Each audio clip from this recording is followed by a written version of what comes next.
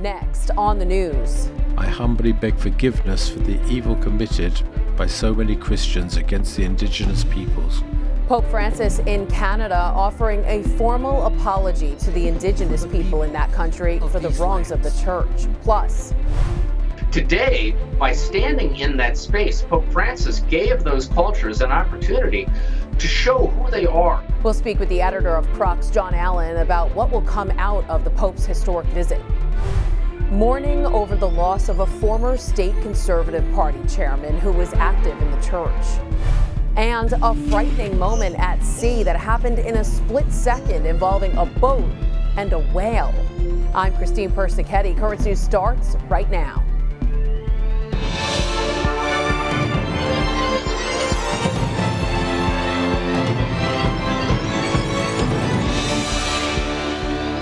Our top story, Pope Francis in Canada. On day one of his trip, the Holy Father saying sorry for the church's past policy on Indigenous residential schools.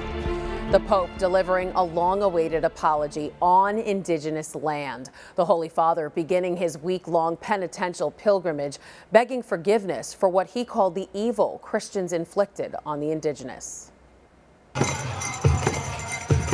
A healing dance before healing words from Pope Francis. I am here because the first step of my penitential pilgrimage among you is that of again asking forgiveness, of telling you once more that I am deeply sorry. Some applauded, others wept as the Pope apologized to the Indigenous communities of Canada. Many here are survivors of the residential schools where Indigenous children were abused. Just last year, the remains of 215 children were found on the grounds of one former school. Some of those schools were run by the Catholic Church.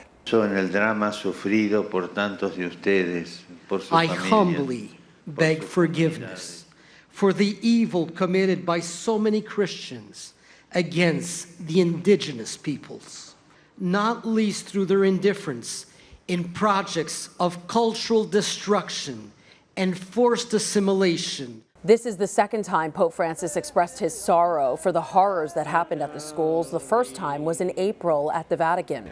But now it's on Canadian soil, on the site of a former school where the abuses occurred.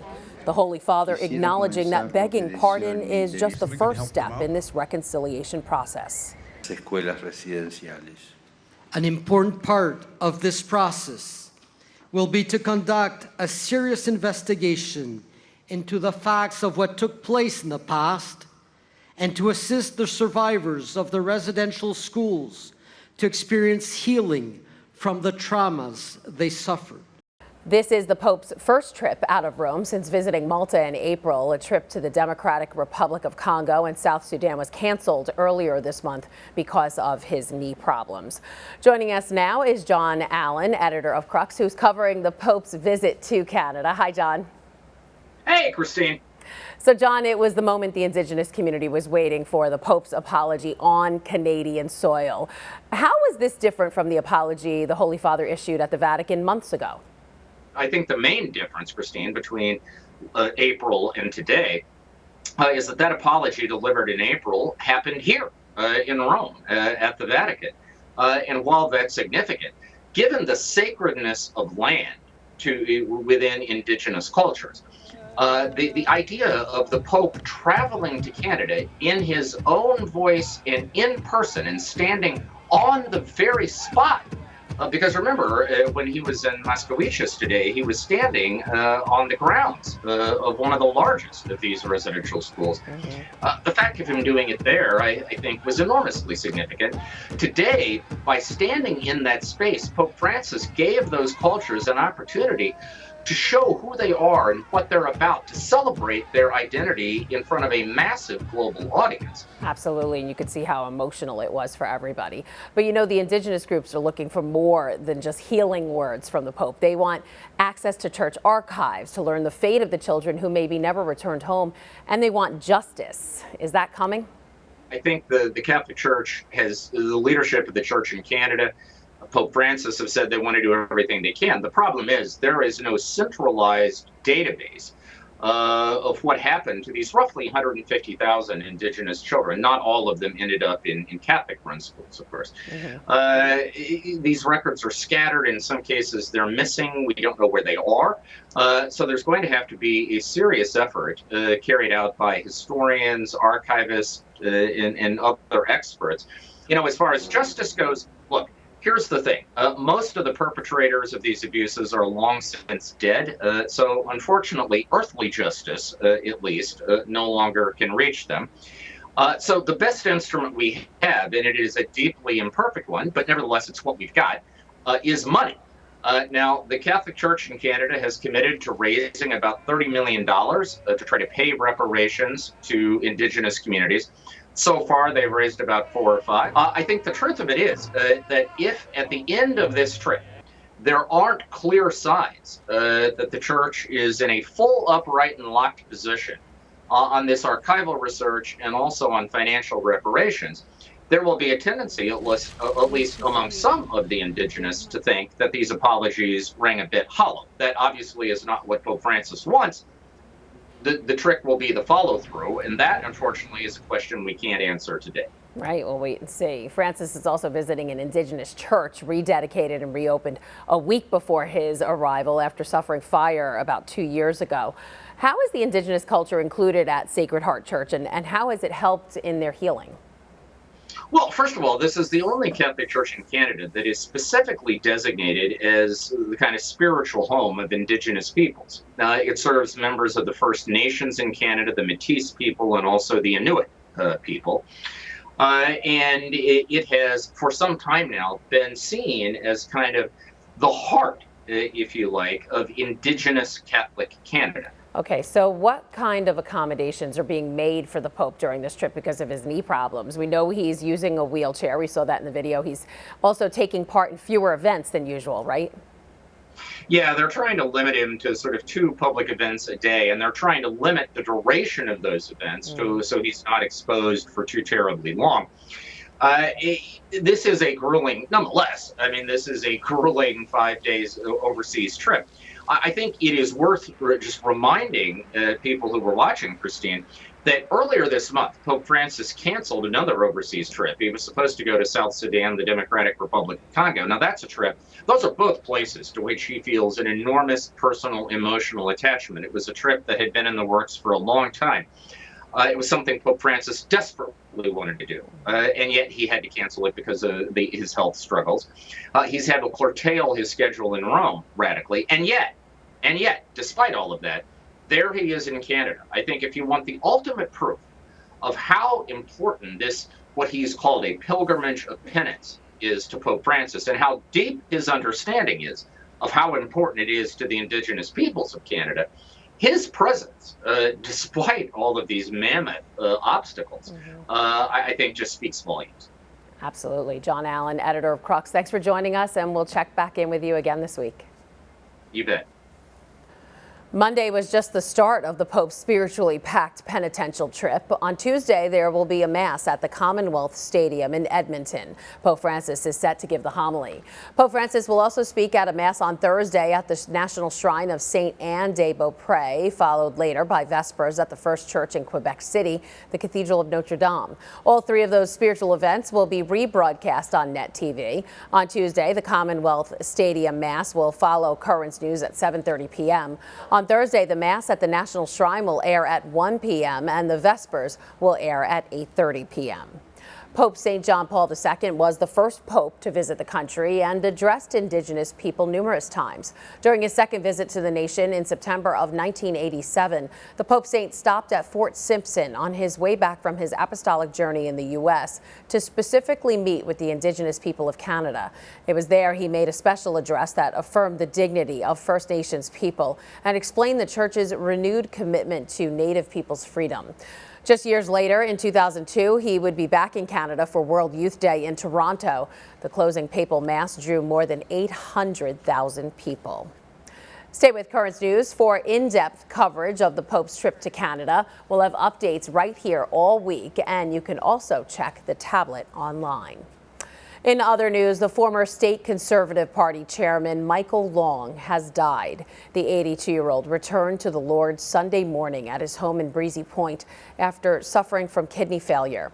Long was the longest-serving head of New York State's Conservative Party from 1988 to 2019. He also represented Brooklyn on New York City's council. Michael Long's faith was a strong part of both his life and political career. He served as chairman of the board at Holy Angels Catholic Academy in Bay Ridge and often fought for the sanctity of life. In 2019, when Long retired from public life, Currents News spoke to him about how he balanced serving God and the people of New York. I'm not afraid to enunciate my views. I'm not forcing those views on other people, but I think the views that the Catholic faith professes, especially on life issues, is very important. Currents News also spoke with Long's wife, Eileen, who was a big supporter of the Brooklyn politician. He believed in what he was doing. It was not for any financial gains, no heroism or anything else. He believed in it. During that interview, Long said he hopes people will remember him as a person who was, quote, willing to be flexible and compromise, but not at the cost of losing one's values and belief system. There will be a visitation for Michael Long at Claven Funeral Home on 4th Avenue in Brooklyn on Wednesday and Thursday from 3 p.m. to 7 p.m. Long's funeral mass will be at Our Lady of Angels Church on Friday at 9:30 a.m. For those who are struggling to make ends meet, food banks are lifelines. Many of them across the country are swamped with long lines as inflation continues to take its toll. And to make matters worse, donations to support them are down. Gabe Cohen reports.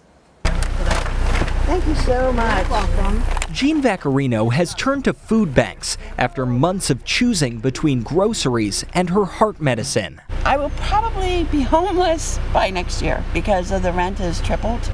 She says she's been living on disability for the past few years, making it harder to make ends meet. I can't buy clothes. I can't buy for my grandchildren. You can't buy anything. You know, it's day to day, and you just hope and pray for the best. With rising inflation, the average American is spending nearly $500 more per month, including $78 more on food, toughest for those living paycheck to paycheck. In a June poll, 60% of lower-income households said grocery prices were a major problem. So millions are turning to food banks for help. These are families that are working, but they are just not making enough to put food on the table at the end of the day. Demand is skyrocketing as the government scales back COVID assistance programs and donations from the USDA and grocery stores plummet, stretching food banks to the brink. They don't have surplus, well, then it cuts our supply. In Ohio, warehouses are drained. They say it's the worst shortage in years, and pantries are rationing food to stay afloat. Few banks can afford to buy supply to fill the gap, and even that is getting far pricier. The worst case scenario is that food banks will have to continue to wind down and even shut down food distributions that are vital lifelines for communities across this country. And if sky-high inflation lingers, more families will need help.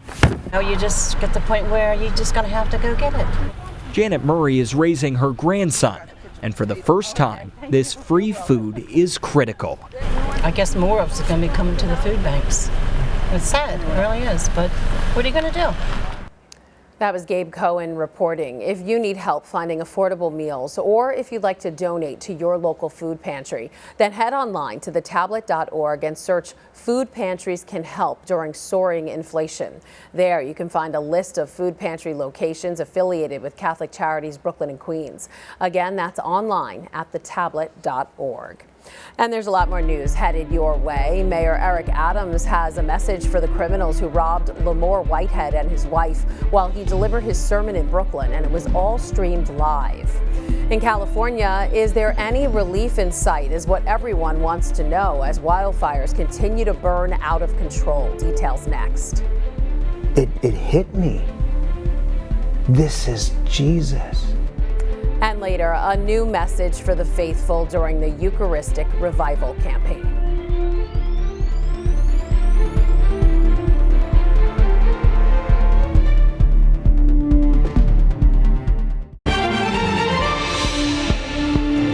Mayor Eric Adams is pledging to catch the criminals who robbed his friend mid-prayer during his sermon in Canarsie, Brooklyn.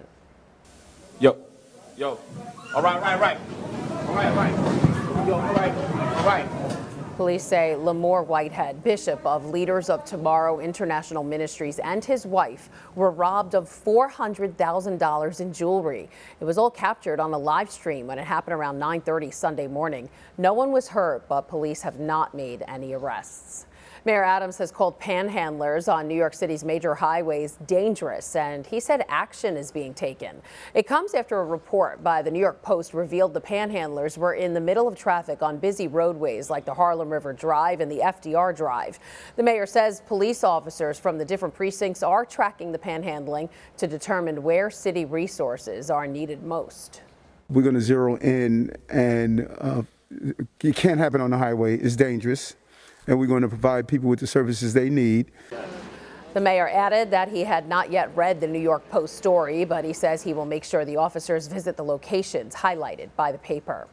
The top concern among subway riders in New York City is safety. That's according to a new MTA survey, which found that personal safety and security ranks at the top of the list.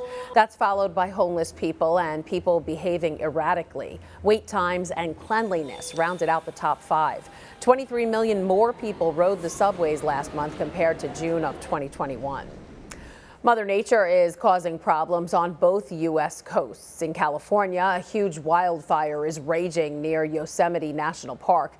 Thousands were forced to flee as the size of the fire spread over the weekend to 17,000 acres.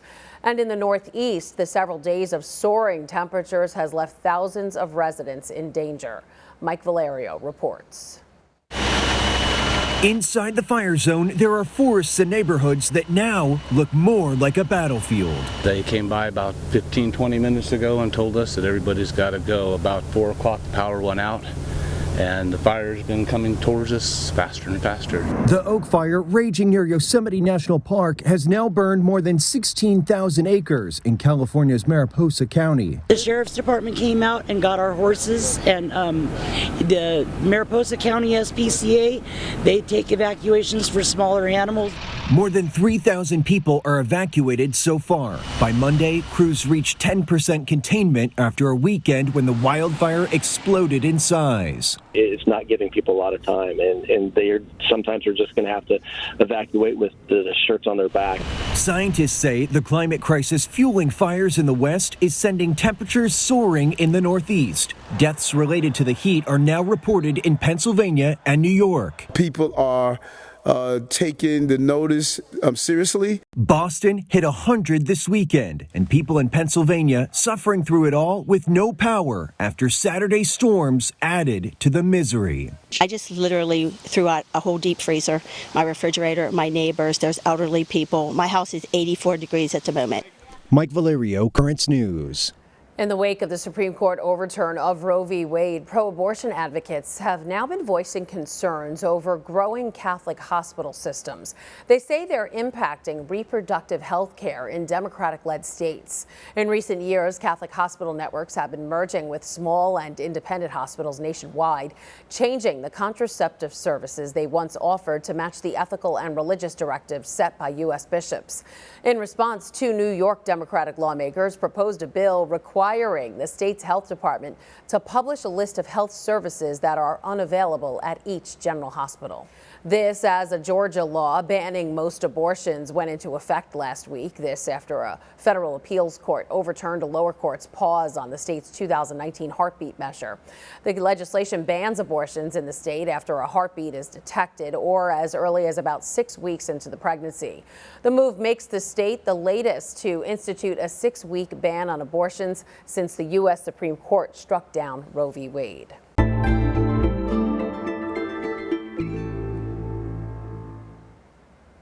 The Eucharistic revival launched by the U.S. bishops is underway. The campaign released a new video for the faithful to understand Christ's presence in the Eucharist. One of the preachers with the campaign, Father Augustino Torres, spoke to the moment he encountered Christ within the Eucharist, saying it all started after a friend told him she was going to start attending Mass every day. For whatever reason, that Lent, I said, you know what, I'm gonna offer up going to Mass every day for Lent, which, I mean, like most decisions that I made at that time, I didn't know what I was getting into, but it completely shifted my understanding. And I remember there was a moment in the chapel of my home parish where it hit me. This is Jesus. And I remember, tough football player, high school kid, I just started to cry. The revival was started by the bishops after a 2019 Pew Research Center study found that a majority of Catholics believe the bread and wine at Mass are just symbols. The Conference of Bishops is inviting all dioceses to sponsor activities at the parish level between now and the national event that will happen 3 years from now. To read more about the campaign and to learn how to get involved, just go to the website eucharisticrevival.org. Still to come on Currents News, it's another home run for a former Brooklyn Dodger. Details on the late Gil Hodges. And a very close call for boaters. The surprise at sea that had everyone doing a double take next.